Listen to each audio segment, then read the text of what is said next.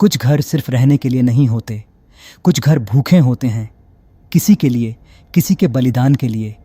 छत्तीसगढ़ के घने जंगलों में एक परिवार इस भूखे घर में जा बसा और जब घड़ी ने रात के 1:55 बजाए, अनुष्ठान शुरू हो गया। वर्मा परिवार, पिता सुरेश, माँ लीला, 17 साल की बेटी रिया और 10 साल का बेटा कबीर इस घर में रहने आए थे। मकान सस्ता था, लेकिन गांव वालों ने उन्हें चेतावनी दी थी, कोई यहाँ ज़्यादा दिन नहीं टिकता, रात के 1:30 बजते ही यह घर जाग जाता है। सुरेश ने इसे अंधविश्वास समझकर नज़रअंदाज कर दिया, पर लीला को पहली ही रात कुछ महसूस हुआ, जैसे कोई उनके साथ ही सांस ले रहा हो।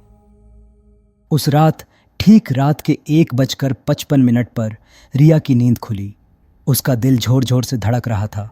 कमरे के कोने में अंधेरा घना था, लेकिन अचानक वहाँ कोई हिला। घड़ी की सुइयां रात के 1:55 पर रुक गईं।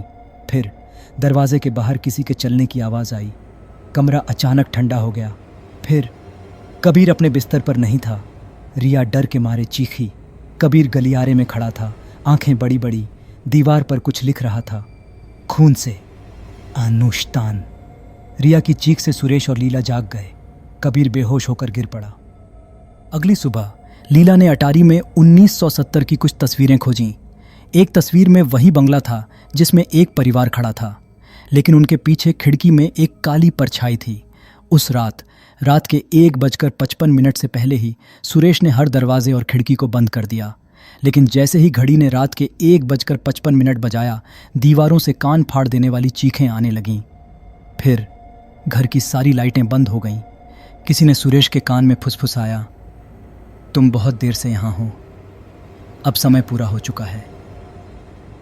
कबीर किसी अदृश्य शक्ति से खींचता हुआ आईने के पास चला गया। आईने में उसका अक्स नहीं था, बल्कि वहाँ कोई और खड़ा था, एक बिना आंखों वाला आदमी जिसके मुंह से खून टपक रहा था। फिर कबीर के होंठ हिले, मगर आवाज़ उसकी नहीं थी, तुम्हारे खून की गंध बहुत मीठी है। अचानक आईना जोर से चटकने लगा और उससे निकलकर कई काली भुजाएं कबीर की ओर बढ़ने लगीं। लीला दौड़कर कबीर को खींच लाई, लेकिन उसका चेहरा डर से सफ़ेद पड़ गया। कबीर की पीठ पर नाखूनों के गहरे निशान बन चुके थे, जैसे किसी ने अपने पंजे से उसे खरोंचा हो। ठीक रात के 1:55 पर घर हिलने लगा। फिर एक औरत की आवाज़ गूंजी, लेकिन वह रिया के मुंह से आ रही थी, एक को छोड़ जाओ, नहीं तो हम सबको ले जाएंगे। सुरेश कांपते हुए पीछे हटा, लेकिन लीला रो पड़ी, हम अपने बच्चों को नहीं छोड़ सकते। तभी कबीर ने टूटी हुई शीशे का टुकड़ा उठाया और आईने की ओर फेंक दिया। आईना चकनाचूर होते ही कमरे में कई परछाइयां तड़पने लगीं। एक भयानक चीख के साथ सब कुछ शांत हो गया। कहते हैं उस रात के बाद कोई भी वहां नहीं गया, पर कुछ गांव वालों ने सुना, अगर तुम वहां रात के 1:55 पर जाओ तो अब भी कोई फुसफुसाता है, किसी और को भेजो, बलिदान अधूरा है। कुछ घर तुम्हें अंदर बुलाते हैं, लेकिन कभी बाहर जाने नहीं देते।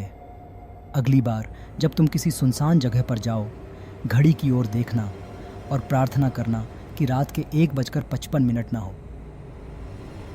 अगर आपको ऐसी ही डरावनी कहानियाँ पसंद हैं तो हमारे चैनल ट्विस्टेड टेल्स को सब्सक्राइब करें और नोटिफिकेशन पाने के लिए बेल आइकन दबाना न भूलें, क्योंकि अगली कहानी आपके बहुत करीब हो सकती है।